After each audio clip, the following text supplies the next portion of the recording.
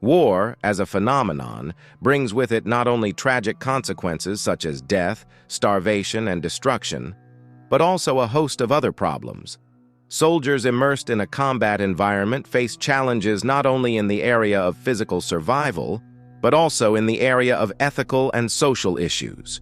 A man with a weapon in his hands often faces temptations and contradictions, including the desire for tenderness and intimacy. However, when this desire goes beyond what is acceptable, and the soldier, refusing discipline, gives in to the impulse to torture local women, it is a crime. Such behavior is often concealed by soldiers not only from their commanders, but also from their own families, including their waiting wives and friends at home. The problem of sexual relations in the ranks of the Wehrmacht during the Great Patriotic War was so significant that the Reich government had to officially intervene, introducing regulation of this aspect. During the campaign in the USSR, special brothels were set up at each unit, involving both German girls who followed soldiers from Germany and local women who were strictly vetted to ensure that they met the established standards. It is important to realize that the Führer issued such orders not because of his concern for the safety of girls in the occupied territories, but, on the contrary, because of his desire to avoid interaction between Aryans and members of inferior races.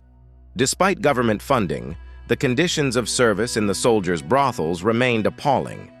Many women, of course, could not endure such conditions and either quickly stopped working in the brothels due to unexpected pregnancies or fell victim to venereal diseases. Over time, the Nazis began to involve almost everyone in the brothels. Some women were sent there forcibly, others of their own free will. After all, occupation is always accompanied by hunger and poverty, and in conditions when men were at the front, women had to struggle for survival on their own. There are cases when they worked for food, for a loaf of bread or a sack of flour. Some went directly to the soldiers' canteens, offering their services in exchange for food.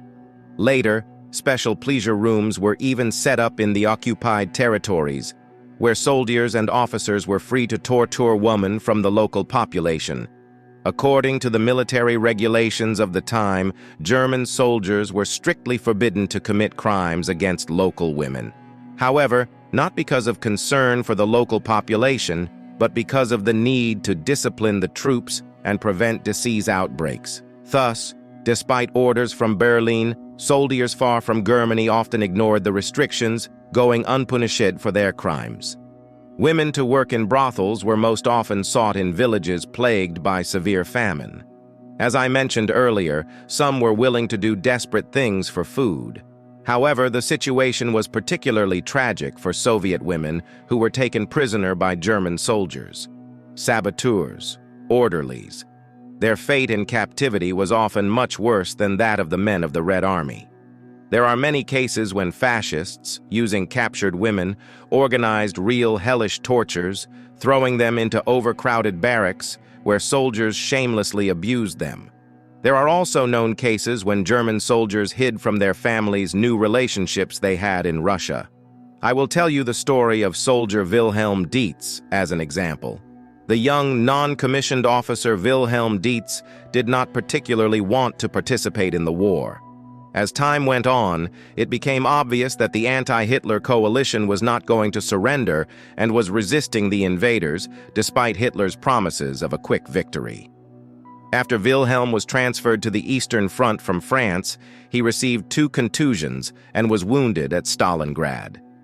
In 1943, he was transferred to a field hospital near the Soviet village of Smely, occupied by German troops in 1941. With food in short supply at the hospital, Wilhelm and other German soldiers often went to the cabbage field to find food to sustain their own strength. In addition to them, local villagers frequented the field. Here, in this fateful field, the German met a woman named Theodosia Ostrich. Soon, Wilhelm and Theodosia began dating. The woman had no close relatives who had participated in the war, unlike other villagers. She was seriously afraid that some of the locals might have taken revenge on her for her relationship with the German non-commissioned officer. One night, she took her lover to the house she had just bought, and there he stayed, determined not to return to his unit again. On March 7, 1944, notice came in Germany that Wilhelm Deetz had been killed. In fact, he remained alive and well. Wilhelm learned Russian, and to avoid accidentally revealing his identity, Theodosia began to call him Vasily. Together, they made up a legend about his origins. After the war ended, they built a new house and had children. Vasily spent most of his life hiding from others in an attic he had built himself. He hardly ever met other people, occasionally going outside, and even when working in the vegetable garden, he tried to limit his socializing so as not to arouse suspicion. After Theodosia's death, Wilhelm had nothing to hide and told the truth about himself to his son. In 1988, after 50 years of secrecy, Wilhelm Deetz decided to surrender to the Soviet authorities and presented himself at the police reception desk. Despite the expected fear of arrest, trial, and execution, he was not tried. He was helped to find relatives in Germany. There he found his sister Catherine, cousins Walter and Wilhelm alive. They, in turn, already had their own children and grandchildren. After that, Wilhelm traveled to Germany. The German government gave him a pension of 190 marks, as well as an allowance of 600 marks after he obtained citizenship. This story is reminiscent of a German soldier who gave up the war for the love of a simple girl. Opinions may vary about Wilhelm, but perhaps 50 years spent in fear in an attic was punishment enough for him, and love helped him survive all those long years. Many German soldiers who returned home after the war had children left behind all over Europe that they never told their wives about. According to historical estimates, more than 800,000 children were born to German soldiers during the 4-year occupation of Europe by Hitler's army. Of these, nearly 200,000 children were born in France. They were objects of ridicule in schools, not realizing what they had done wrong.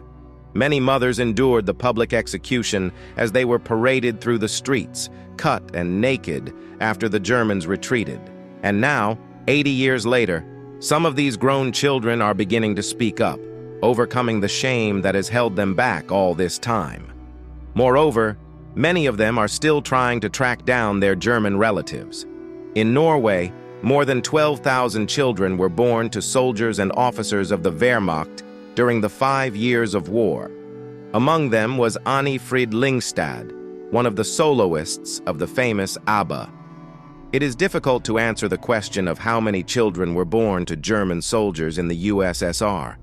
In the USSR itself, there were no statistics on this matter, or it was classified or destroyed. And the people who were born as a result of such relationships have long been old people. They never spread about their origins. Most likely their descendants do not know about it either.